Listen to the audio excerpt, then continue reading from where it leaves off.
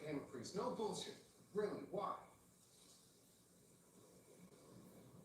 You felt guilt.